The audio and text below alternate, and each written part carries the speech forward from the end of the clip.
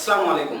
Hello viewers, FourGbd YouTube চ্যানেলের পক্ষ থেকে আপনাদেরকে জানাই আন্তরিক অভিনন্দন। বন্ধুরা, আপনারা কেমন আছেন? আশা করি আপনারা অনেক ভালো আছেন। আলহামদুলিল্লাহ, আমরাও ভালো আছি। আজকে আপনার জন্য যে বিষয়টি নিয়ে হাজির হয়েছি সেটি হচ্ছে কিভাবে আপনারা GIF ফাইল তৈরি করবেন, অর্থাৎ ছবি নড়াচড়া অ্যানিমেশন এটা কিভাবে তৈরি করবেন সেটি আমরা দেখাবো। আর এটি সম্পূর্ণ অ্যাপসের মাধ্যমে ছাড়াই। তাই এটি তৈরি করে আপনারা আপনাদের ফেসবুক বা ইমো প্রোফাইল পিকচার তৈরি করতে পারেন। সেক্ষেত্রে আপনাদের বন্ধুরা দেখে কিন্তু অবাক হবে। তো এটা আপনারা কিভাবে করবেন সেটা আমরা আজকের ভিডিওতে দেখাতে চলেছি। ততক্ষণে আপনারা ধৈর্য ধারণ করে ভিডিওটি দেখতে থাকুন। আর তার আগে ছোট্ট একটি রিকোয়েস্ট করবো যে আপনারা যদি আমাদের চ্যানেল নতুন হয়ে থাকেন অবশ্যই আমাদের চ্যানেলটি সাবস্ক্রাইব করবেন এবং পাশে বেল আইকনটি অবশ্যই ক্লিক করে দেবেন। চলুন বন্ধুরা, আমরা ভিডিওটি শুরু করি।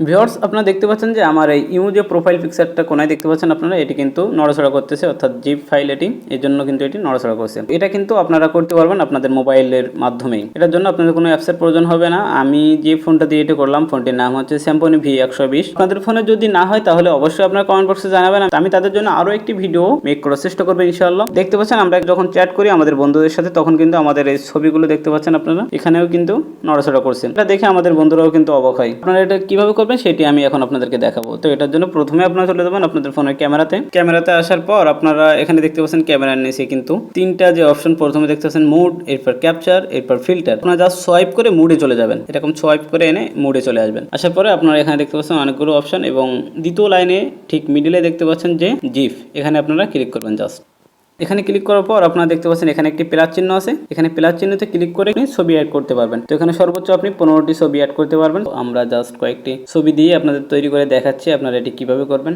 তো আমরা এখানে চলে গেলাম। এরপর আমরা ছবিগুলো মার্ক করব।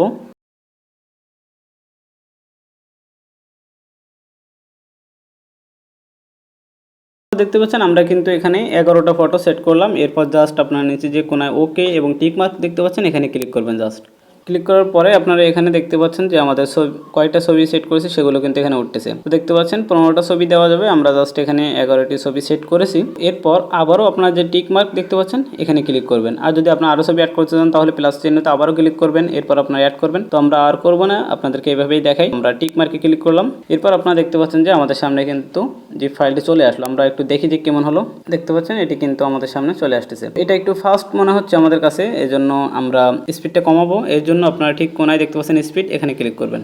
এরপর দেখতে পাচ্ছেন যে স্লো, নর্মাল এবং ফাস্ট, কচ্ছপ, খরগোশ এবং একটি কারের ছবি দেওয়া আছে।